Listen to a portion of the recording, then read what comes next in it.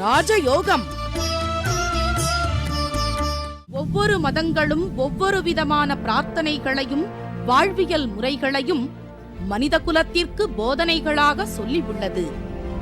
இருப்பினும் இந்த பிரபஞ்சத்தில் அண்ட நிழலும் இல்லை, ஆதரிப்பார் யாரும் இல்லை என்ற நிலையில் ஏக்கப்பட்டு கொண்டிருக்கும் மனித உள்ளங்களை ஊக்கப்படுத்தி உண்மையான வாழ்வியலில் அவமானப்பட்ட ஒவ்வொரு மனிதனுக்கும் வெகுமானம் உண்டு என்ற ஆன்மீக உண்மையை மதங்களை கடந்து உலக நாடுகளில் உறுதிப்படுத்தி சர்வமத ஜோதிட மகரிஷி என்று பாராட்டு பெற்று சிங்கப்பூர், மலேசியா, ஸ்ரீலங்கா உட்பட ஆஸ்திரேலியாவில் சிட்னி முருகர் கோவில் மற்றும் ஏடிபிசி வானொலியில் சிறப்பு ஆன்மீக நேரலை நிகழ்ச்சியில் கலந்து கொண்டு America, France, German, Switzerland, Canada, England உட்பட மேற்கத்திய நாடுகளில் உள்ள நேயர்களின் இக்கட்டான கேள்விகளுக்கு அப்பட்டமான ஆன்மீக விளக்கங்கள் கொடுத்து வெளிநாட்டு மக்களாலும் பத்திரிகைகளாலும் பாராட்டு பெற்றதோடு ஜோதிடம், ஆன்மீகம் உள்ளிட்ட துறைகளில் சிறந்த சேவைக்காக மனிதருள் மாணிக்கம், மகாத்மா காந்தி, சாதனை சிகரம் உட்பட மேதகு ஆளுநர் அவர்களால் ஆன்மீகச் செம்மல் என்ற விருதுகளும் பாராட்டுக்களும் பெற்ற சர்வமத ஜோதிட மகரிஷி SRJ Rajayogam lion doctor K. Ram PhD அவர்கள் கேள்விக்குறியோடு உள்ள உங்கள் வாழ்க்கை ஆச்சரியக்குறியாக மாற வேண்டும் என்ற ஆன்மீக பிரார்த்தனையோடு வழங்கும் ராஜயோகம். வணக்கம் நேர்களே, இது உங்கள் அபிமான கேப்டன் டிவி வழங்கும் ராஜயோகம் நிகழ்ச்சி. அன்பான நேயர்கள் அனைவரையும் சந்திப்பதில் மிக்க மகிழ்ச்சி. Singapore, Malaysia, Sri Lanka, Australia, London உள்ளிட்ட பல வெளிநாடுகளுக்கும் நேரில் சென்று தனது அற்புதமான ஆன்மீக சொற்பொழிவுகளின் வாயிலாக உலக நாடுகளில் ஜோதிடத்தை தெளிவுபடுத்தி உறுதிப்படுத்திய சர்வமத ஜோதிட மகரிஷி SRJ Rajayogam lion doctor K. Ram அவர்களை நேரில் சந்திப்போமா? வணக்கம் சார். ஓம் தத்புருஷாய வித்மகே பக்கரதுண்டாய தீமகி தன்னோ தந்தி பிரசோதயாத். ஓம் ஆதித்யாயஷ சோமாய மங்களாய புதாயஷ குரு சுக்கர சனியப் யக்ஷ ராகவ கேதவ நமக. சார், ஒரு சில குடும்பங்கள்ல பாத்தீங்கன்னாக்க மாமியாருக்கும் மருமகளுக்கும் இடையில் சுமூகமான உறவு இருக்காது இல்லையா? இந்த மாமியார் மருமகள் சண்டை இல்லாமல் இருப்பதற்கு ஜோதிடத்துல வழிமுறைகள் இருக்கா?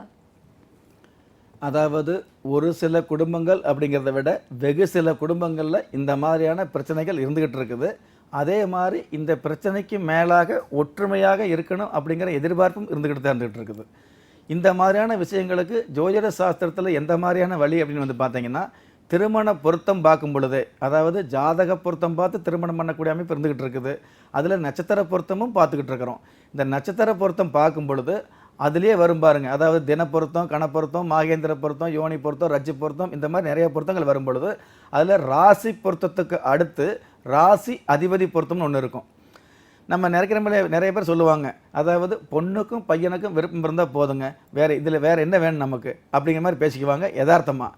ஆனால் என்னதான் பொண்ணுக்கும் பையனுக்கும் விருப்பம் இருந்தால் கூட அது ராசி பொருத்தத்தில் வந்துடும். இவங்க விருப்பம் இருக்குதா, இல்லை விருப்பம் இருக்கிற மாதிரி நடிக்கிறாங்களா, அல்லது இவங்களுடைய விருப்பம் இப்போதைக்கு மட்டும்தான் இருக்குமா, அதாவது எத்தனை வருஷத்துக்கு இந்த விருப்பம் விருப்பமாகவே இருந்துகிட்டு இருக்கும், எத்தனை வருஷத்துக்கு அப்புறம் இந்த விருப்பம் வெறுப்பாக மாறும் அப்படிங்கிற விஷயமெல்லாம் இந்த பொருத்தங்கள் பார்க்கும் பொழுது நிச்சயமாக தெரிஞ்சுக்க முடியும். இதில் இந்த அதாவது சம்பந்திகள், அதாவது பெண்ணுடைய அப்பா அம்மா, அதே மாதிரி மணமகனுடைய மாப்பிள்ளையுடைய அம்மா அப்பா, இவங்க ரெண்டு பேர்த்துக்குமே ஒற்றுமையாக இருந்துகிட்டு இருக்குமா அப்படிங்கிற விஷயத்தை ராசி பொருத்தம் சொல்லிடுது. சம்பந்திகள் பொருத்தமாக இருக்கிறதான்னு ஒரு சில வீடுகளில் பார்த்தீங்கன்னா, பொருத்தம் பார்த்து திருமணம் பண்ணின மணமகளும் பிரிஞ்சிருவாங்க. ஆனால் பெற்றோர்கள் பார்த்தீங்கன்னா அவங்க 4 பேருமே பார்த்தீங்கன்னா அதாவது ஒற்றுமையாக இருந்துகிட்டு இருப்பாங்க. இந்த மாதிரியான ஒரு சூழ்நிலை இருந்துகிட்டு இருக்கும். இதே மாதிரி மருமகளுக்கும் மாமியாருக்கும், மருமகளுக்கும் மாமனாருக்கும் ஒற்றுமை இருக்குமா அப்படிங்கிற விஷயத்தை அவங்களுடைய ஜாதகத்தில் இந்த ராசி பொருத்தம், ராசி அதிபதி பொருத்தத்துக்கு அப்புறம் பார்த்தீங்கன்னா விருட்ச பொருத்தம்னு ஒன்று இருக்கும். கடைசியில் 12வது பொருத்தமாக நிறைய பேர் 10 பொருத்தம் பார்க்குறோம், 12 பொருத்தம் பார்க்கறதில்ல. இந்த விருட்ச பொருத்தத்தை பார்த்து அந்த விருட்ச பொருத்தத்தின் மூலமாக பொருத்தம் இருந்தால் நல்லது, பொருத்தம் இல்லை அப்படின்னா இந்த மணமகள் எந்த ராசி எந்த நட்சத்திரம்னு பார்த்தோம்னா அந்த நட்சத்திரத்துக்கு அந்த ராசிக்கு ஒரு விருட்சம் இருக்கும்.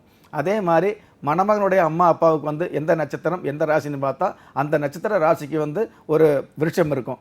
அப்போது அந்தந்த ஜாதகத்துக்கு உண்டான விருட்சத்தை தேர்ந்தெடுத்து இவங்க எந்த கணத்தில் பிறந்தாங்களோ அந்த கணத்தில் வந்து ஒரு அகல் விளக்கு, அந்த ஜாதகப்படி ஒரு அகல் விளக்கா அல்லது பஞ்சமுக அகல் விளக்கா அல்லது தசம கேந்திரத்தில் அகல் விளக்கு ஏற்றணுமா அப்படிங்கிற விஷயத்தை, அதாவது தசம விளக்குன்னு சொல்லுவாங்க.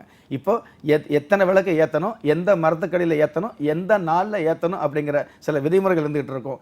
அந்த மாதிரி விதிமுறைகளோடு அந்த விளக்கை ஏற்றி சாமி கும்பிட்டுட்டு இந்த மாமியார் பாதத்தை தொட்டு கும்பிட்டாங்கன்னா நிச்சயமாக மருமகள் வந்து என்னதான் போட்டி போட்டு மாமியார் ஆகாதுன்னு நினச்சால் கூட நிச்சயமாக அவங்களுடைய மனசு தானாகவே மந்திரிச்சு விட்ட கோழி மாதிரி மாறி இதே மாமியார் வந்து தன்னுடைய தாயாரை விட பெருமையானவன்னு மருமகள் வாயால் சொல்லக்கூடிய ஒரு தகுதியான சூழ்நிலை மிகுதியாக அமையும் அப்படிங்கிற விஷயத்தை சாஸ்திரம் சொல்லியிருக்குது. இதே கோட்பாடு தான் மாமனாருக்கும் வந்துக்கிட்டு இருக்கும், இதே கோட்பாடு தான் கணவருக்கும் வந்துக்கிட்டு இருக்கும். தெரிஞ்சோ தெரியாமலோ பொருத்தமில்லாமல் திருமணம் பண்ணி வருத்தமான வாழ்க்கை வாழக்கூடிய ஒவ்வொரு தம்பதியரும் உங்களுடைய ஜாதகத்தை வந்து சரியான வகையில் கணித்து சரியான வகையில் பரிகாரம் பண்ணும் பொழுது, அதாவது முறையான பரிகாரம் பண்ணும் பொழுது சரியான வாழ்க்கையை, சந்தோஷமான வாழ்க்கையை ஒவ்வொரு தம்பதியரும் வாழ முடியும், வாழ்ந்து காட்ட முடியும் அப்படிங்கிற விஷயத்தை சாஸ்திரம் சொல்லியிருக்கு. அதனால் இந்த மாதிரியான குறைகள் உள்ளவங்க, இந்த மாதிரியான நிறைகளை சந்திக்க முடியாமல் இருக்கிறவங்க எல்லோருமே உங்களுடைய ஜாதகத்தை பார்த்து சரியான வகையில் சரியான தேதியில் சரியான முறையில் ஒரு சிறு பரிகாரம் அல்லது ஒரு மரியாதை நிமித்தமாக இந்த விளக்கை ஏற்றி மாமியாருடைய கால் நமஸ்காரம் பண்ணுங்கள். நிச்சயமாக என்னதான் மாமியார் கொடுமையாக இருந்தாலும் ஒரு சில வீடுகளில் வந்து பார்த்தீங்கன்னா மாமியார் வந்து தன்னுடைய மகனை அளவுக்கு அதிகமாக எதிர்பார்த்துருப்பாங்க, அளவுக்கு அதிகமாக செல்லமாக வளர்த்திருப்பாங்க.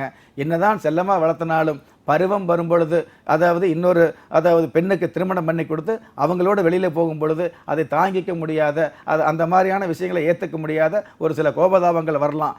அந்த கோபதாபங்கள் எல்லாமே மனசுக்குள்ளே இருக்கக்கூடிய ஒரு சில கோபதாபங்கள் மண்ணுக்குள்ளே புதைஞ்சு மற்றற்ற மகிழ்ச்சி தரக்கூடிய ஒரு அமைப்பு நிச்சயமாக கொடுக்கும் ஜாதகப்படி அப்படிங்கிற விஷயத்தை நம்ம தெரிஞ்சுக்கலாம். சார், பொதுவாகவே எதுவுமே வருமுன் காப்பது சால சிறந்தது. வந்த பிறகு வந்து நம்ம மாமியார் மருமகள் சண்டை அப்படின்னு கஷ்டப்படுறதை விட திருமண பொருத்தம் பார்க்கும்போது நீங்கள் சொன்ன இந்த 12வது பொருத்தம் விருட்ச பொருத்தத்தை பார்த்து திருமணம் செய்வது சால சிறந்தது அப்படின்னு சொன்னீங்க சார். மிக்க நன்றி. குலதெய்வ ஆசையும் நவகிரக அனுகிரகமும் பஞ்சபூத பாக்கியமும் அனைவருக்கும் கிடைக்க வேண்டிய பிரார்த்தனையோடும் வாழ்த்துக்களோடும் நன்றி. நீங்கள் எந்த தேதியில், ராசியில், நட்சத்திரத்தில், லக்னத்தில் பிறந்தவராக இருந்தாலும், ஏன் எந்த மதத்தை சார்ந்தவராக இருந்தாலும் நல்ல நேரமும் நன்மையான காலமும் ஜாதகத்தில் இருப்பது சத்தியமான உண்மை. உங்களுடைய ஜாதகம், கைரேகை, பிறந்த தேதியை ஆய்வு செய்து பிரபஞ்சத்தில் உங்களுக்காக விதிக்கப்பட்டுள்ள யோக பலன்களையும் பாவ புண்ணியங்களையும் பரிகார நன்மைகளையும் உறுதியாக தெரிந்து கொண்டு எண்கணித சாஸ்திரம், வாஸ்து சாஸ்திரம், தெய்வ பிரசன்ன சாஸ்திரம், விருட்ச சாஸ்திரம், மச்ச சாஸ்திரம், மந்திர யந்திர தந்திர சாஸ்திரம், சாமுத்திரிக சாஸ்திரம், பஞ்சபூத சாஸ்திரம், பரிகார சாஸ்திரம், அதிர்ஷ்ட ரத்தின சாஸ்திரம் மற்றும் அஸ்ட்ரோ பயோரித சாஸ்திர விதிகளின்படி திக்கற்ற யாவரும் ஒப்பற்ற பயன் பெற அணுகுங்கள் சர்வமத ஜோதிட மகரிஷி SRJ Rajayogam, lion doctor K Ram PhD அவர்கள். என்ன நேர்களே, இன்றைய ராஜயோகம் நிகழ்ச்சி கண்டிப்பா உங்க எல்லாருக்குமே ரொம்பவே பயனுள்ளதாக அமைந்திருக்கும் நாங்க நம்புறோம். இந்த நிகழ்ச்சியை நான் பார்க்கலங்க, மிஸ் பண்ணிட்டேன் அப்படின்னு கவலைப்படுறீங்களா? கவலையே வேண்டாங்க.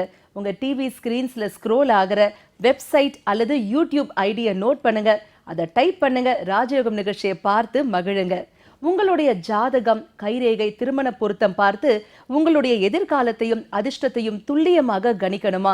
உங்க டிவி ஸ்கிரீன்ஸ்ல ஸ்க்ரோல் ஆகிற ஃபோன் நம்பருக்கு கால் பண்ணுங்க, அப்பாயின்மெண்ட் ஃபிக்ஸ் பண்ணுங்க, சாரை நேர்ல வந்து பாருங்க. இல்லைங்க என்னால் நேரில் வந்து பார்க்க முடியாது, இல்லை நான் வெளிநாட்டில் இருக்கேன் அப்படின்னு யோசிக்கிறீங்களா? உங்களுக்கும் கவலையே வேணாங்க. அதே நம்பருக்கு கால் பண்ணுங்க, ஃபோன்லேயே அப்பாயின்மெண்ட் ஃபிக்ஸ் பண்ணிக்கோங்க, ஃபோன்லேயே உங்களுடைய கேள்விக்கான விடையையும் தெரிஞ்சுக்கோங்க. மீண்டும் அடுத்த ராஜயோகம் நிகழ்ச்சியில் உங்கள் அனைவரையும் சந்திக்கும் வரை நன்றியும் வணக்கமும் கூறி விடைபெறுகிறோம். நன்றி, வணக்கம். ராஜயோகம்.